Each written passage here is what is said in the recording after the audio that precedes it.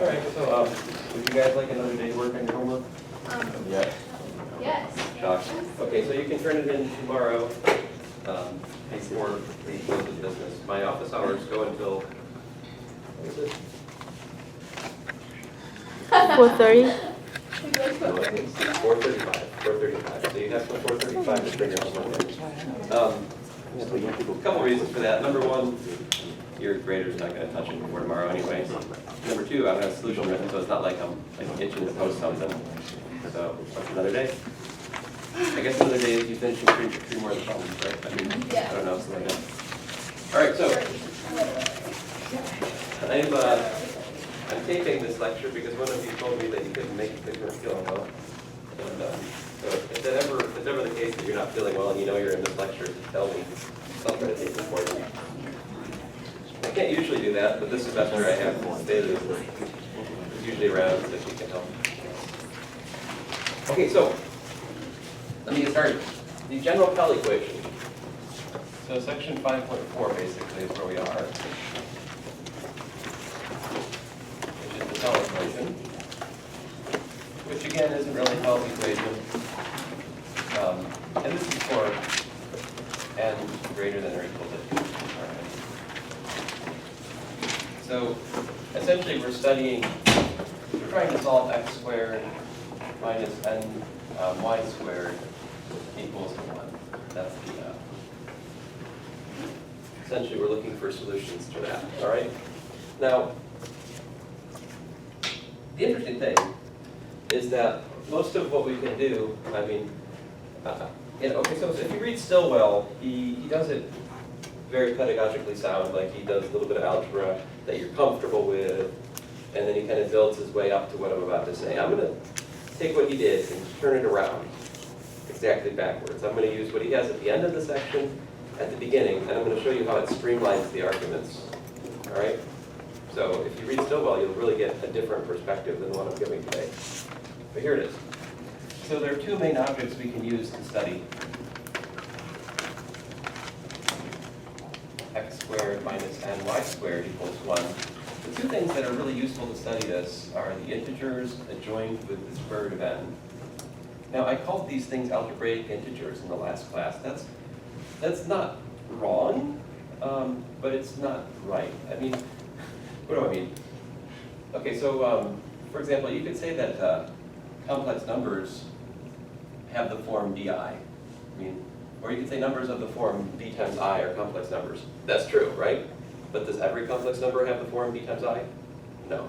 In the same way, there are many, many more algebraic integers than just these. Okay, this is just a particular example. The set of algebraic integers is fantastically larger than this, as we'll see in a later chapter as well. Then the other thing we can look at, and we actually use in our thinking, is the rational numbers adjoined with the square root of n. So basically, you're looking at rational combinations of, well, let me just say a and b. A plus b root n. And now here, a and b are not integers anymore, they're rational numbers. Okay, this is an example of what's called an extension field, which you'll study in Math 422 if you take it. All right, so these actually use these to help us understand how to find solutions and study solutions to Pell's equation. Let me show you how. The main algebraic tool we have towards this purpose is as follows. So we make a definition of two definitions here. First of all, if I have z equals to x plus y times the square root of n, and it doesn't really matter. I mean, x and y could be rational numbers or they could be integers. Most of the time we're talking about x and y being integers, but there's nothing really stopping us from letting x and y be rational numbers. Then we define the conjugate at z bar. So what you do, it's kind of like the square root of n is like I in complex. If you've had complex, or if you've thought about complex numbers, the conjugate, you make a minus on the root, right? Or it's like that rationalization trick you saw in high school algebra, right? So this is, it's definition anyway, so I don't have to really explain it. I just have to show you what it is and show you why we care. So that's the conjugate of z, right? And the norm the norm of z is equal to z conjugate. So just to, what does that work out to? That's x plus y times the square root of n times x minus y square root of n, right? Now, how do you do math on things like x plus y times the square root of n? Well, that's a real number, right? You know how to do math on that already. So this isn't, that may sound kind of abstract at times, but if you really get right down to it, it's not that abstract what we're doing because these are all real numbers. Or maybe later in the course, complex numbers, but that's about as bad as it gets. I'm probably lying. All right, minus y squared, square root of n squared. Okay, so these cancel, and you get x squared minus ny squared. Okay. So there's an immediate comment we can make, right? A solution to Pell's equation is one of these animals with what?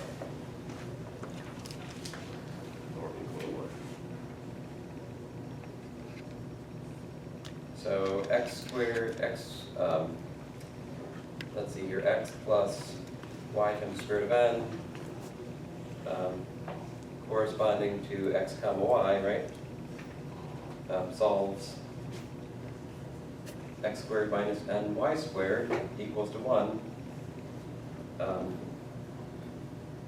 If and only if what? If the norm of x plus y root n, right, is equal to what? 1, yeah. Now, I could be talking about rational solutions, right? Pairs of rational numbers, x comma y, which solve it. Or I could be talking about integer solutions, right? Now, for the most part, we're interested in integer solutions, right? We're thinking of this as a Diophantine equation in the sense that we're looking for our solution in the integer lattice. So we're looking for x comma y in z cross z, right? You could call this z2. So this is you might call this the lattice of integers,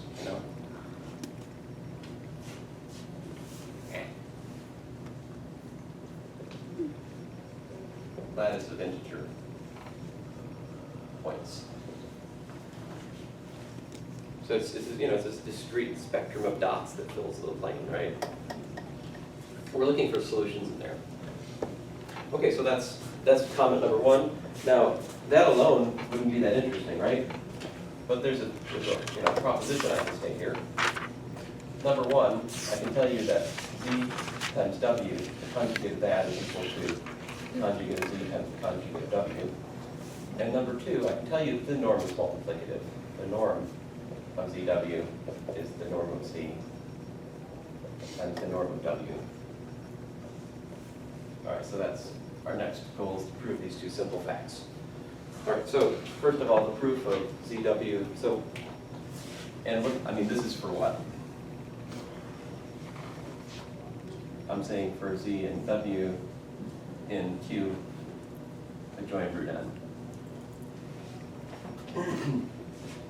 Okay, so proof. Let z equals to x plus y squared root of n and w equal to a plus b squared root of n. All right, where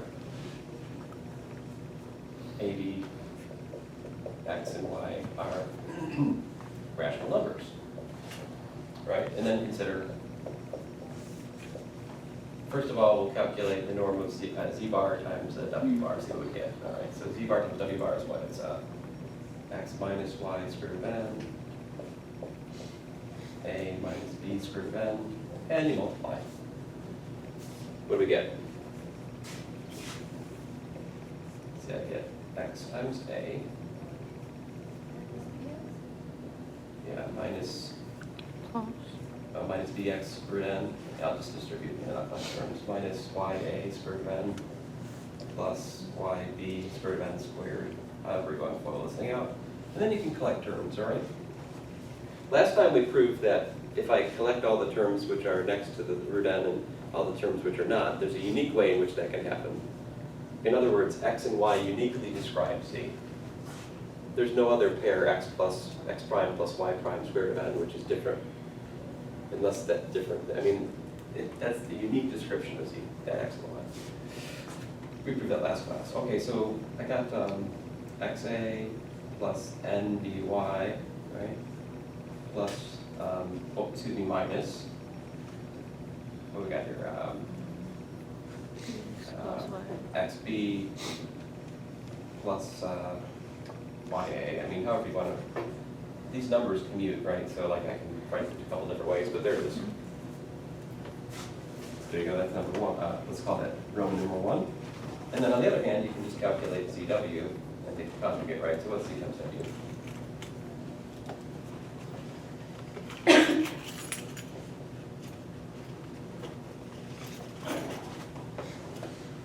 So first multiply, then conjugate, right? So I'm going to skip a step or two here, but that's XA plus NBY, right? Plus parentheses, XB plus YA times the square root of n. And then we take a conjugate of all of that, right?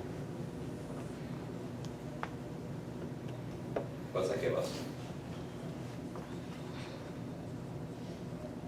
Put a minus here, that's the conjugate. And so if you compare 1 and 2, Roman numerals, you can see they're equal. And that proves that the norm that the conjugate is, see, the conjugate has this algebraic property, right? Conjugate of the product is the product of the conjugates. Just like complex numbers. Now the proof of 2 then is like really stupid, simple, right? So the proof of 2 would look like what? Take the norm of ZW. That is by definition ZW times what? ZW conjugate, right?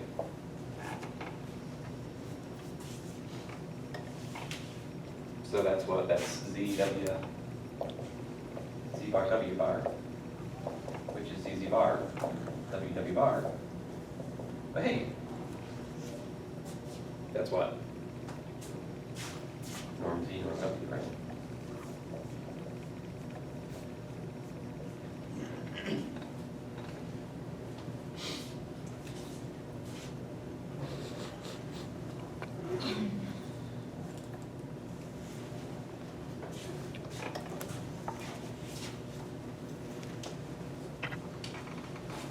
You guys absorb that and see if you can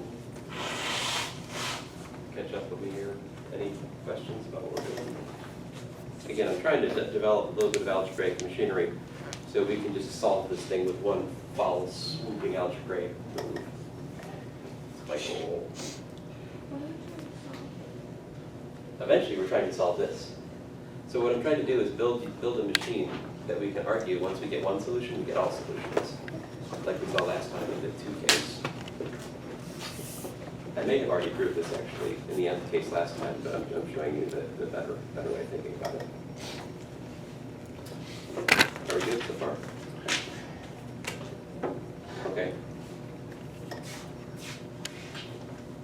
Now I have all the toys I need to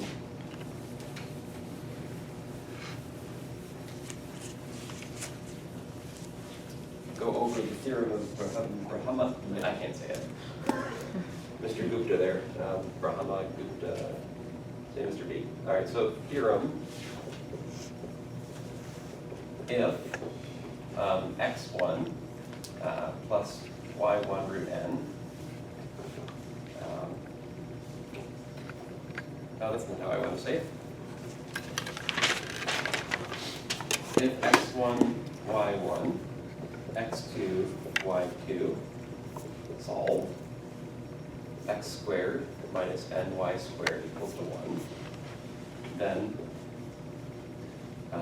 x3, y3 solves x squared minus ny squared equals to 1, where x3 is defined to be something and y3 is defined to be something else.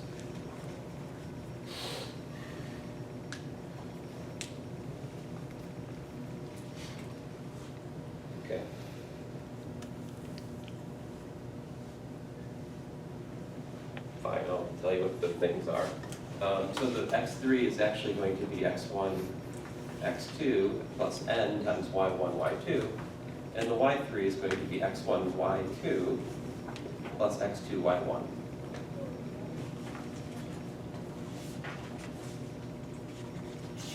So this claim, my claim is that if we have one solution to Pell's equation, actually, excuse me, if we have two solutions to Pell's equation, then we can get another one. Of course, this means if you have one solution to Pell's equation, you can get another one, because you can take the solution with itself, and this will generate a new solution for most cases, right? All right, so what's the proof? Here's the proof. So what we do is we'll take our xi, yi, and we'll trade that for xi plus yi square root of n. Right?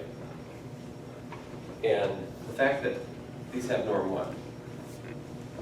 And well, let me call this zi, all right? For I equals to 1 and 2.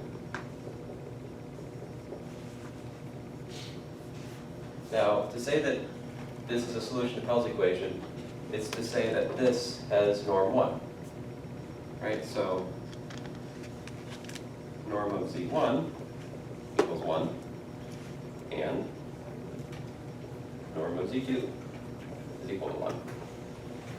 Why 1? Because these are solutions to Pell's equation. So to say that x comma y is a solution to Pell's equation is to say that x squared minus n, y squared is 1, which is to say that the norm of this thing is 1. Consequently, let z3 equal to z1 times z2. Something I haven't proved in gory detail, but is fairly obvious.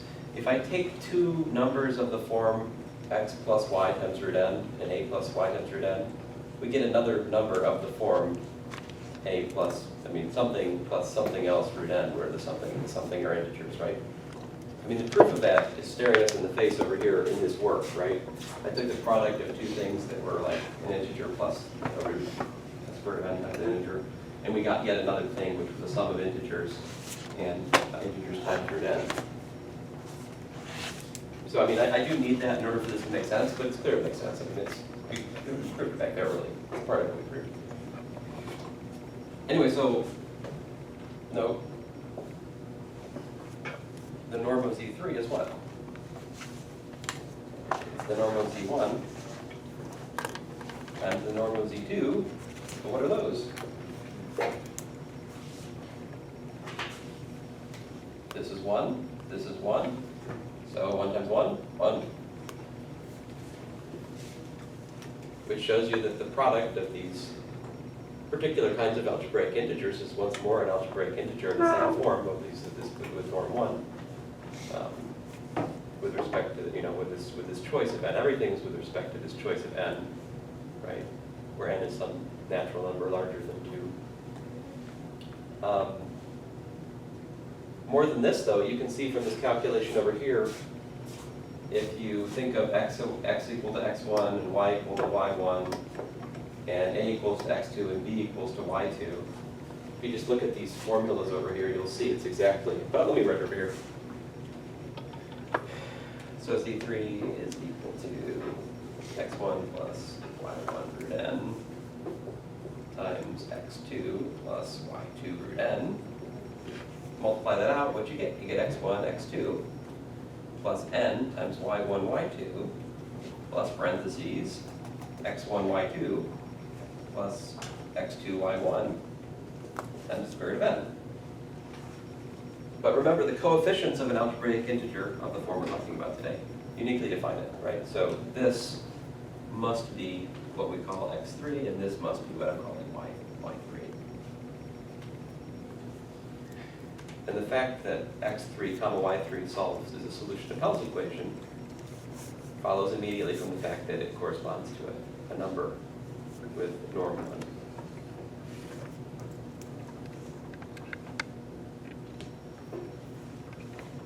So we're trading pairs of integers for specific kinds of real numbers, right? there's this correspondence we're using here. We're treating x comma y for x plus y times root n. That's the trick. Why is it better to look at x plus y root n as opposed to just a pair x comma y? And Mr. B there, Mr. Brahma Gupta, he did not look at real numbers for this problem. He looked at pairs x comma y, I think. I mean, I don't know, a little bit before my time, but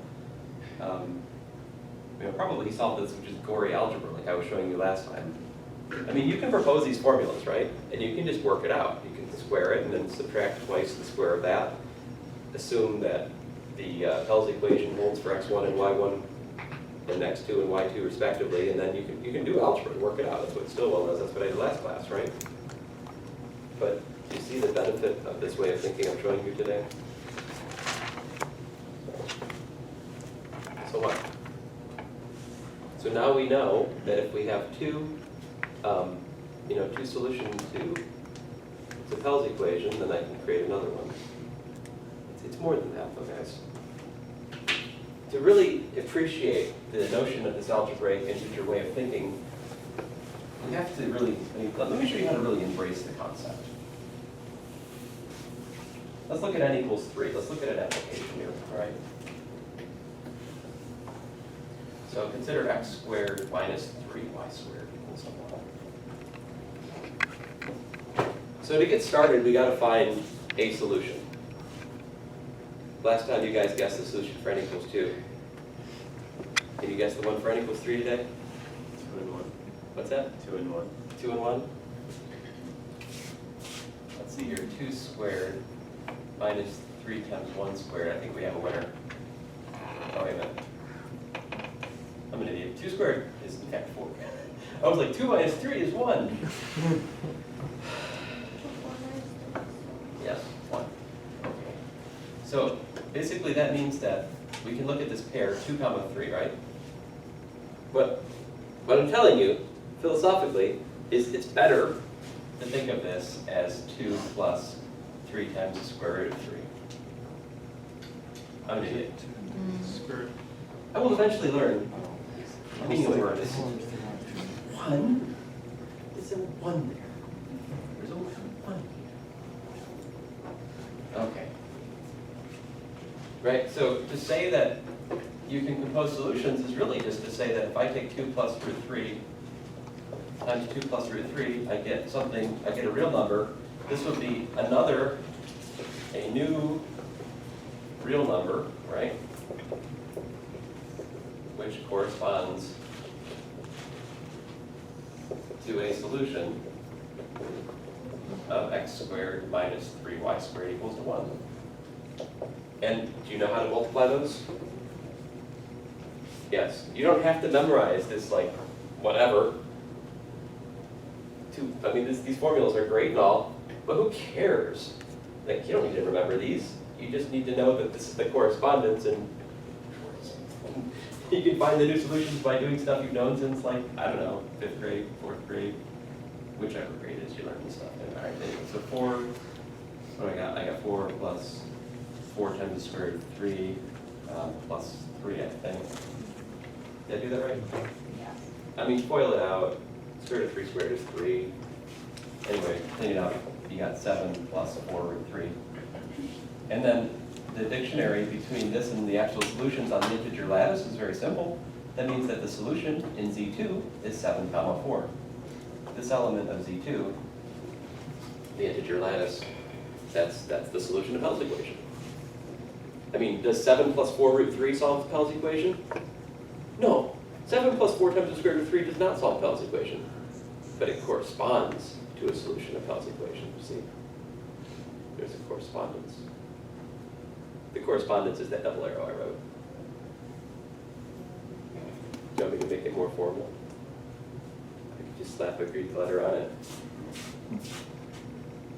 Here you go, psi of a plus b times square root of n is equal to a comma b. This is a linear bijection between particular kinds of real numbers and the integer lattice. Yeah. Wait, why is 7, 4 not a solution to Pell's equation problem? I mean, it works. No, 7 comma 4 is. 7 plus 4 times the square root of 3 Oh, is okay. not. Sorry, I misread you. Yeah. And this is the same thing we were doing with imaginary numbers before, I believe we were doing So this. your feeling is that this is the same thing we did with imaginary numbers earlier this semester. I like that feeling you have. It is similar, yes.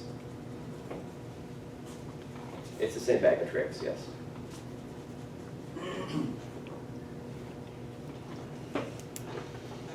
Oh, so we don't have to stop there, right? What's the next solution? So basically 2 plus the square root of 3 cubed, which would be what? That would be 2 plus root 3 times 2 plus 3 squared. But we already figured out that 2 plus root 3 squared is this, right? And then what? So that's get 14 plus 7 times the square root of 3 plus 8 times the square root of 3 plus 4 times the square root of 3 squared, which gives me what? 12 plus 14 is 26. 26 plus 15 root 3. So there's yet another solution. That would be 26. Would it be 15 comma 26? Right, so exactly the correspondence would be that the solution is 26 comma 15. In other words, 26 squared minus 3 times 15 squared is equal to 1. And then that lattice, Excuse me, I hope it's true. What? is that lattice 3? Does that change, or is it still lattice 2? I mean, this is still a pair of integers, which Okay. means it's in the integer lattice. I mean, Okay. don't be scared by my silly words. I'm just saying that we're looking for pairs of integers which solve it, right? Okay. That's what it means to solve a Diophantine equation with 2 variables.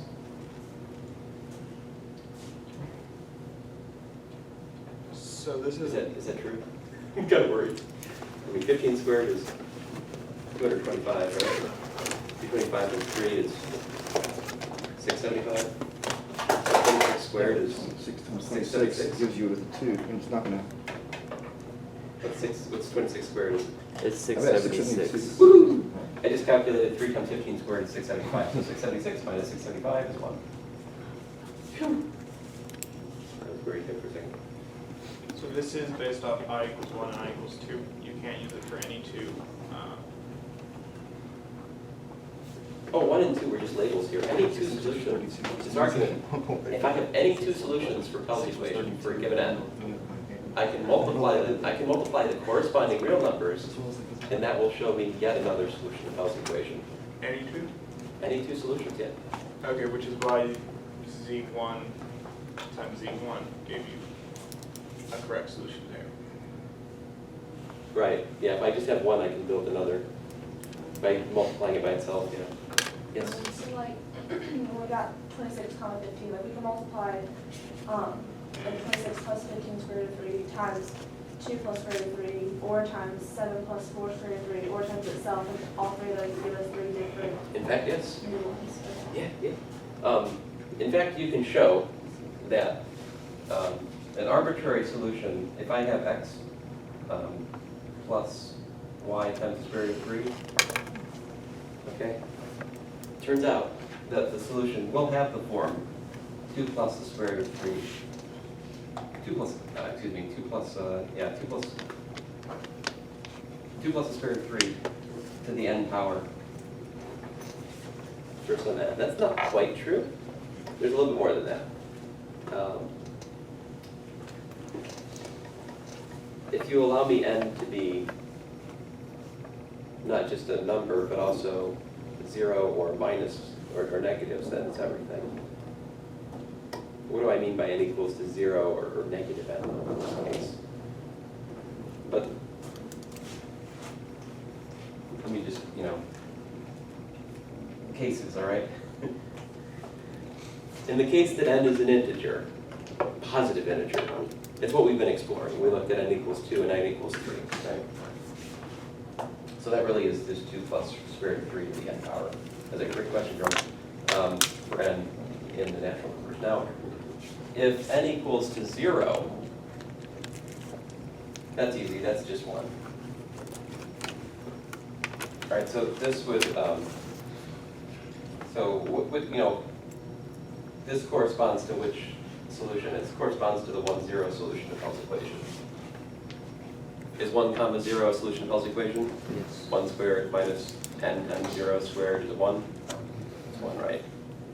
So there's that solution.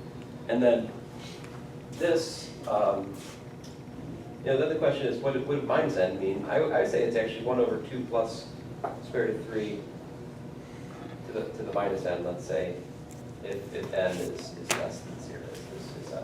Now let's just say if n is an element of minus n. I think you guys know what I mean if I write that.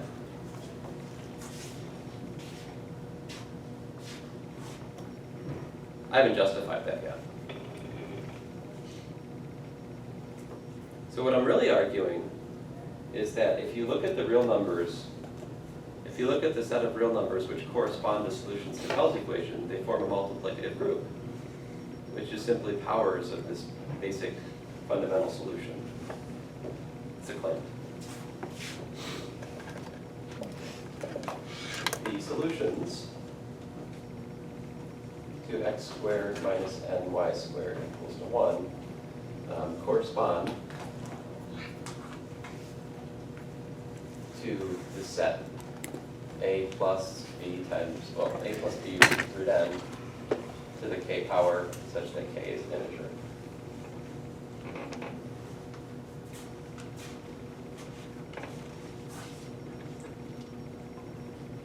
Now, does that, is that a multiplicative group? What do I mean multiplicative group? So let me give this name, let me call this thing something, it's a group, let me call it G. Okay. So what I'm saying basically is that G is equal to something like c to the k, such that k is in Z, right? C is some real number, where C is equal to a plus b root n. Is that a group? What do we say? What is a group?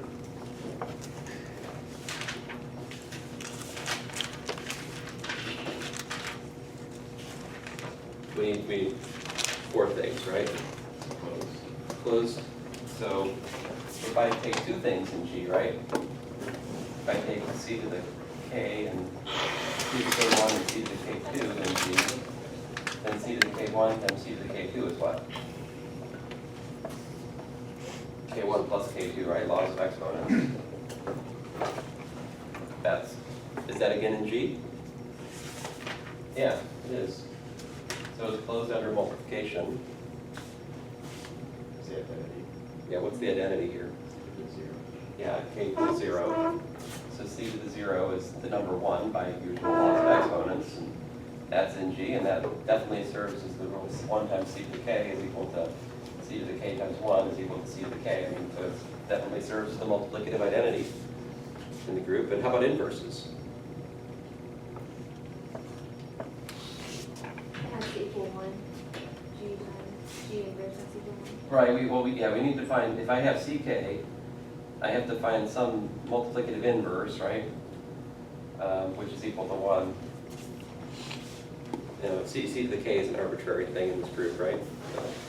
What's the multiplicative inverse? 1 over ck? Yeah, 1 over ck. So you say, just let c to the k inverse be equal to 1 over ck. Right. But that's kind of begging the question a little bit. Not too much. This is in real numbers, so we have meanings for all of these things. I'm sorry. To be more specific, c to the k times c to the minus k, right? That's definitely equal to c to the k minus k, which is c to the 0, which is 1, right? So for sure, this serves as multiplicative inverse, right?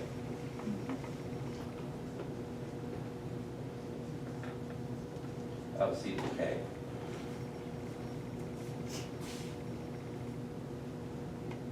So it's a group. It's a multiplicative group.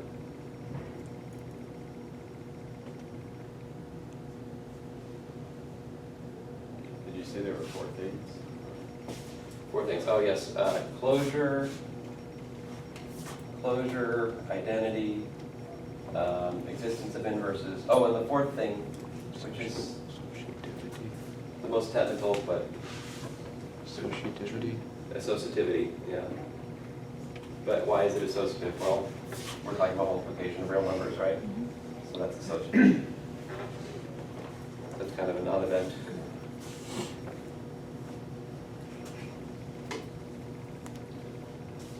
So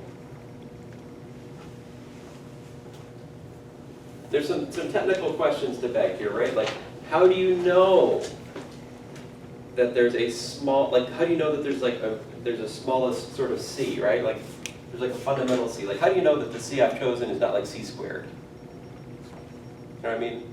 Because if the C I chose is like C squared, then I'm generating a whole class of solutions, but how do I know I'm not missing all the ones that would have come from C, right? Like, what if, for this problem, suppose that you guys got really lucky and for some reason decided that this was the smallest solution. And then you built all your solutions from powering that thing. You'd be missing a bunch of stuff, right? For example, you'd be missing this one, the solution 2, 1.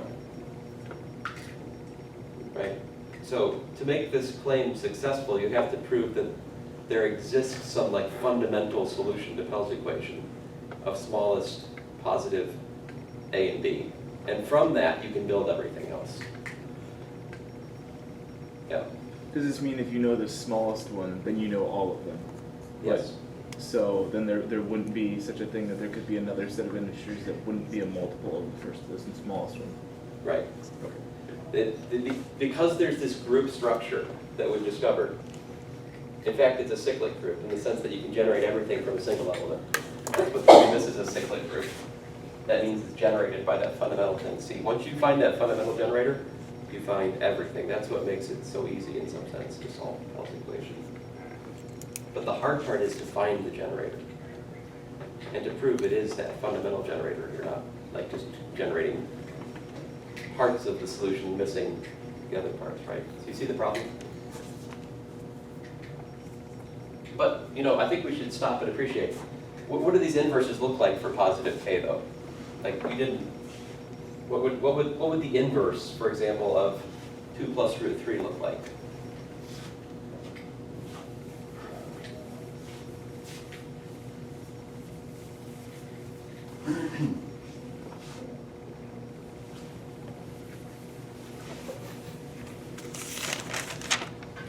Well, I think you already know, right?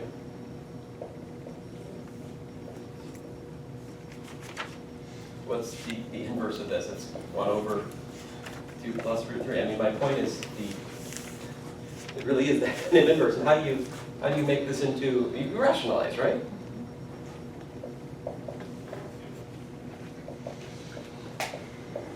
What do you get? 2 minus 3 all over 4 4 minus 3. times. What's downstairs? I mean, 4 minus 3. I mean, what I'm saying is 1 over z times z bar over z bar, right? Which is z bar over z bar. So you shouldn't be surprised when we find that down here, we get the number 1. It's a solution to Pell's equation, right? That's why it says 1. Yeah, 4 minus 3. So in other words, to invert this, you, what? You didn't get it? No, you're right. Actually, I can't. Sharon's wrong? Well, I did what you did. 2 minus 3, 2 squared minus 3 is obviously negative 1. Oh, yeah. That's one of my favorite mistakes. But, okay, so we agree. 2 minus root 3, that's the other thing.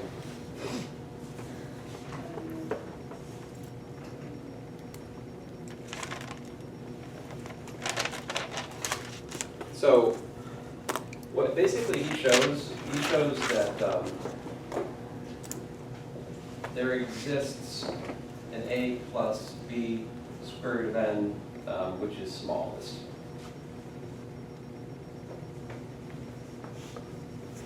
And smallest in the sense of if you put that as a real number on the real number line, whichever one of those is smallest, that is the generator.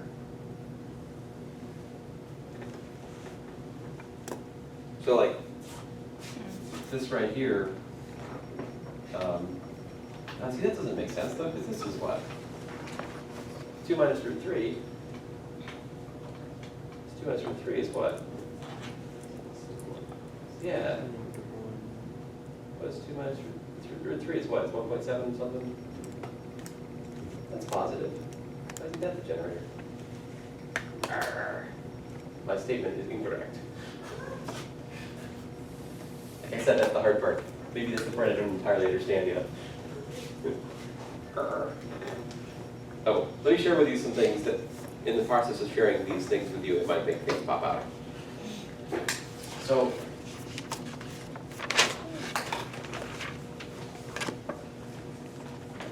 all right, so if I have x, if I have x plus y root n as a solution of Pell's equation, right? And you see what I just said is a solution of Pell's equation. I should say corresponds to a solution of Pell's equation, right? And then you got x minus y squared of n. All right. Well, this is what, like we said, this is 1, right? Something to notice about this is that if we take the log of both sides, log being natural log, but I'm going to write log because he writes log, so I want you to follow along here. So this would be log of this plus log of,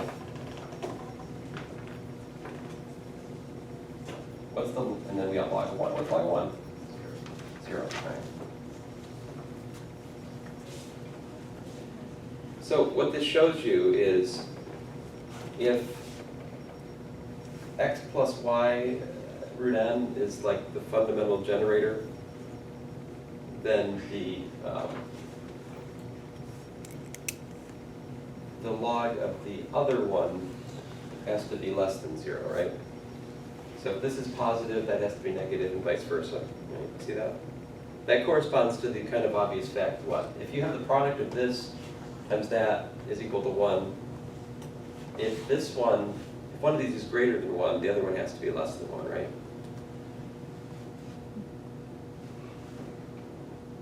So I think,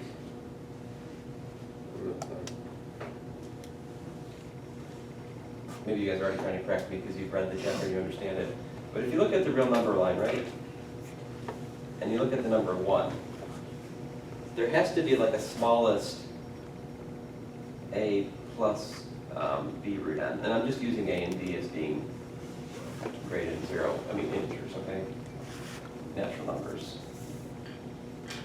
I don't think I can allow for 0. So it's got to be like a smallest one of these guys, right? Because the, yeah, I mean, it's true that the other one could be positive, and I mean, it's not, well, it's not only true, it's what? It's necessary, yeah, right? In fact, it's necessary that the a minus b root n, it cannot be past 0 over here, right?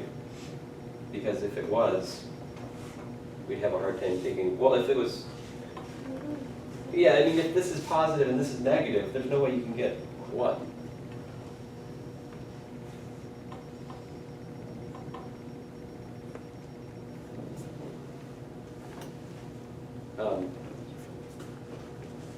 So I think the argument goes something like this. There's got to be a smallest number here, right? There's got to be some choice of a and b which gets you as close to 1 that you can't get closer, right? And then that whatever that is, that's the generator.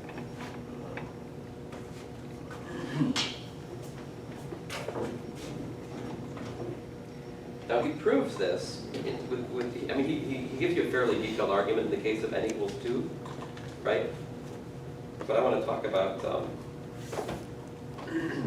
this is, I mean, like I'm telling you, figuring out what the generator is and understanding it, that's the hard part of the chapter, right?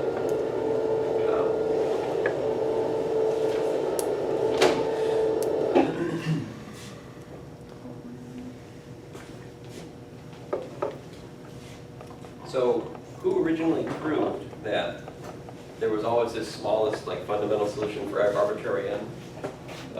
Was Lagrange. So Lagrange back in the 1800s, no, 1700s, 1760s or something like that. Lagrange proved this, right? But the argument I'm about to show you is due to Dirichlet in the mid-19th century. It uses something called the pigeonhole principle. Have you guys heard of that before? Pigeonhole principle? Familiar with it? what? No? It's like hashing tables, like hashings have to go in the same pigeonhole. Because there's a limited amount of pigeonholes. Right. So, I mean, I think the example I always give, that doesn't really work in here, but, you know, if you have more students and desks, then what does it say? Somebody's got to sit on somebody's lap, right? Yeah. Um,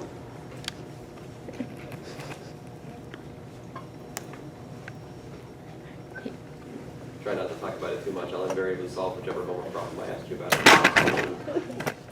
Your test is just on missions 1, 2, and 3, right? What I'm talking about today, what I talked about Tuesday, is not the test that we discussed. What? Go ahead. Oh, Homework. thank you.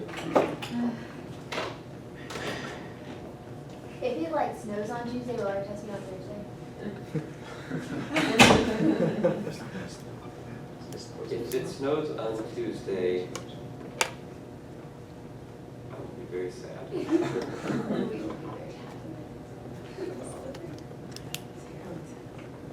Take home test.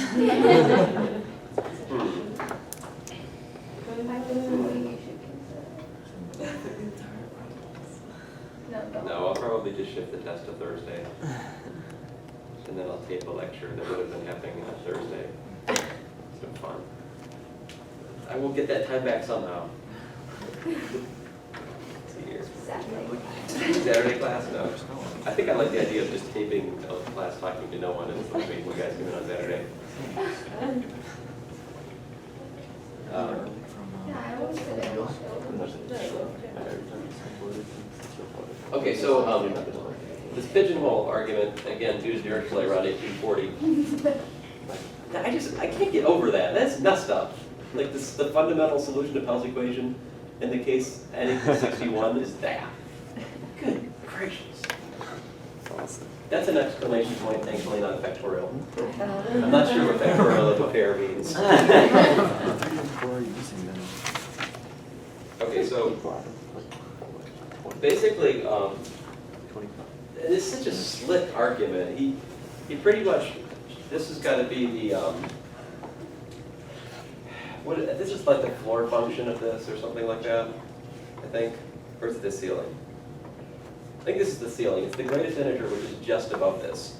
So if you take the integer which is just above this number for each k, and then you subtract that, you subtract this from that number, it gives you something that's between 0 and 1.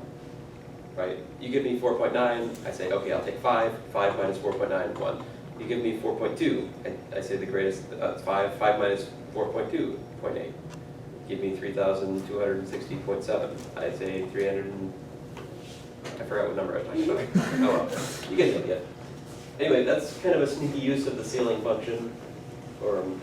But you get this bunch of numbers between 0 and 1, right? And then what he does is he just says, okay, chop, chop, chop, chop, chop, divide it into, divide it into subintervals of length 1 over b. Then you've got how many things? Well, you've got that many partitions of the numbers between 0 and 1, right? How many you got? You got b plus, he says, I think he gives you b intervals, right? So like, it's hard to think about variables here. So if I take b equal to 4, right? Here's 0 to 1. If I take and chop it up into 4, subintervals of length 4, how many subintervals do you have? You have 4. 3.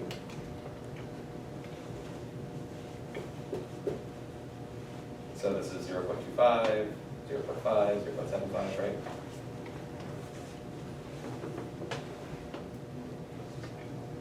So, I mean, difference between segments of fence and fence posts. I've got 5 fence posts here, but I have four fence segments you can think of, right? Incubated. So the point here is, he's just arguing that you have these b plus 1 numbers. He has these b plus 1 numbers between 0 and 1, but there are b segments between 0 and 1. So pigeonhole principle says, what? 2 of these have got to be in the same segment somewhere. That is a sneaky, sneaky argument. I mean, the argument in this section is so clever. It's really clever. I mean, he's Dirichlet though, right? So, what do you say? Dirichlet and a few others in the 19th century are people who made Gauss's work understandable to the relatives. So, the bottom line is, it gives us this approximation that you can pick, if you pick any A and B, and a square free n, then A minus B root n is less than 1 over B for some B, which is, too many B's going on here. Well, let's just get to the point. So since Dirichlet's approximation theorem holds for all B greater than 0, we can make 1 over B arbitrarily small, and that forces new values. You can find new values of A and B, forcing the choice of new values of A and B. So there are infinitely many integer pairs, A comma B, of the form A minus B under n less than 1 over B. And since 0 is less than B is less than B, that's part of that construction. You have that this inequality is true. And he then, once he has that, you can use the triangle inequality. And I think, I'm trying to think here. So this is less than 1 over B, right? I'm not sure what exactly he does here. He somehow trades this. Somehow 1 over B is less than B times root n. Does that make sense? Does anybody see how to go from here to here? I'm a little bit fuzzy on that, actually. Any ideas? I mean, I know he's using this, and probably just some simple reasoning that it's just slipping past me. Why can you trade? I mean, obviously this is true if you can say that this is less than or equal to B times root n, right?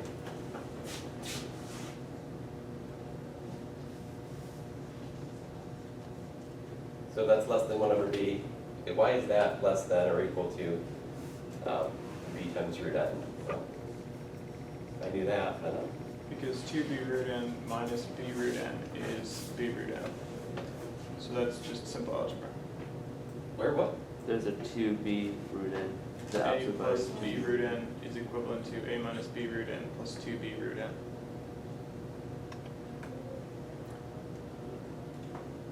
Just trying to go from the second step to the first. Oh, I'm sorry. I do understand this one. Is that what you're talking about? Oh yeah, that I understand. I think it's A doesn't equal 0, right? Right. I mean, we already have this. This is the Dirichlet thing. That's the tricky part. Dirichlet gave us that. That's Dirichlet's approximation. What I don't understand is how to say that this is less than. I mean, it seems to me he's saying that because he's got a 3 here, right? 2. So whatever's here can be replaced with something. This is smaller than or equal to, apparently, B times root n, given that inequality.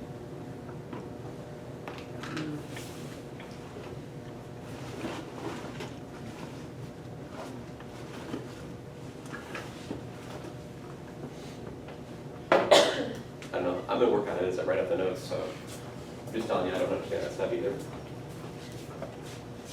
Every so often there's something, but I'm sure once we figure it out, it's going to be something like based on something like 1/2 being less than 2. I think what he's doing is he's just keeping equivalents. He's just working on the left part. And then he gets 3b root n is less than, or is greater than or equal to a minus b n plus 2b root n. And that's true because a is, as Alicia said, a is greater than 0. And then he says... Wait a minute, but if a is greater than or equal to 0, why, I mean, that would be greater than, right? No, Plus why? 2b square root of n would be less than or equal to 3b square root Less n. than or equal to? Oh, why is that again? Oh, because you're just saying because I'm subtracting.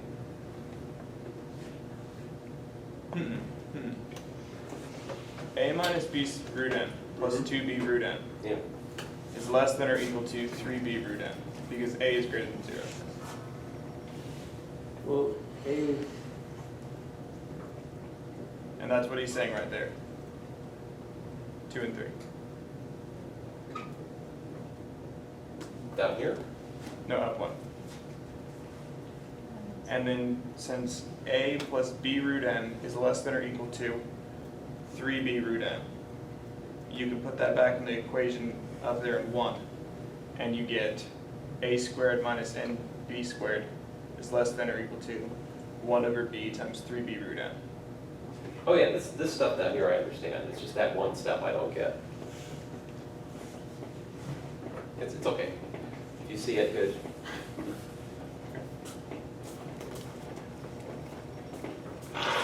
Everything you're saying, I think everything everyone's saying is great. I just don't. The one step that troubles me, no one has addressed. Not really, to my knowledge. Okay, anyway, but like you're saying, we do then get that a minus b root n is an element of that, but the norm is of size less than or equal to 3 root n. So what? Oh. Why does it say that there are infinitely many?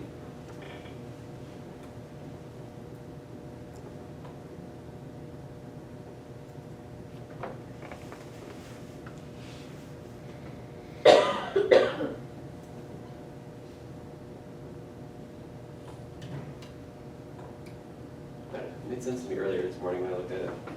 But, so if you tilt your head and squint, you can see that. And there's some simple reason. Oh, we already know that there are infinitely many integer pairs A, B, that are less than, by Dirichlet's approximation, we know infinitely many pairs A, B less than 1 over B. But then, it then follows that there are infinitely pairs less than, well, that then gives you less than this, right? Now the thing is, that's a specific number. So you have a bound, right, on all these pairs. So for the problem we're looking at, so he's looking at the ones that are between 0 and 1, basically. There's infinitely many of those. They're in that little finite interval, right? But then you can pick what he does next is to pick a particular modulus and figure out there have to be infinitely many that fit in one of those partitions. I mean, if you have infinitely many things between 0 and 1, and then you chop it up into finitely many pieces, that means one of those pieces has to have infinitely many things. This is the infinite pigeonhole principle. And then he uses that to argue that, I don't know. Oh well, I tried. Trust me, I read the section. In modulo that inequality, I didn't understand. It really does make sense what he's saying here, even if I can't communicate it to you today. I'm sorry, guys. I'm going to stop wasting your time with my partial understanding of this section and move on, okay?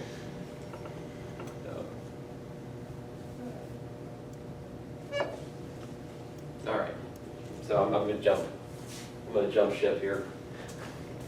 Read section 5.5. And then we can talk about it again, okay? But don't read it until after the test, all right? So.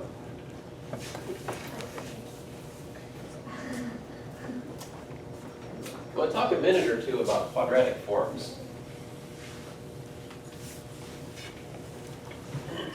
What's a quadratic form?